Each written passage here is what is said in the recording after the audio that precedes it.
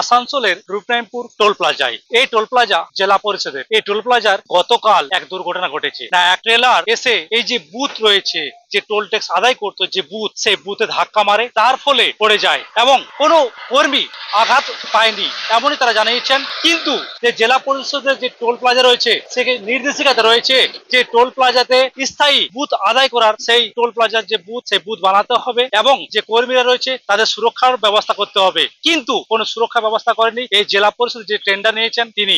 দেখুন, আমি বিগত 7 বছর ধরে কাজ করছি।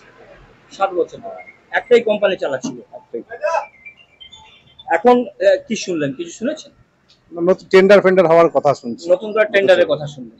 এই 7 বছর ধরে কাজ করছেন, আপনাদের বেতন কত? আমাদের বেতন 9,000 টাকা করে বেতন আছে। মাসে 9,000 টাকা। 7 বছরে কোনো বেতন বৃদ্ধি বা কিছু?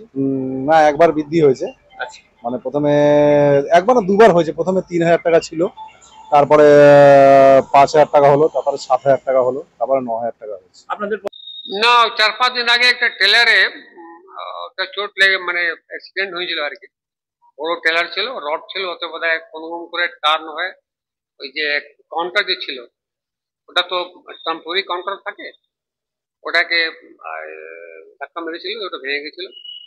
তো আমরা বলেছি এজেন্সিকে এখানে একটা ভালো একটা কাউন্টার করার জন্য, কেননা এই রোদ আছে, তারপরে বৃষ্টি দিন আসছে, রোদ তো আছেই।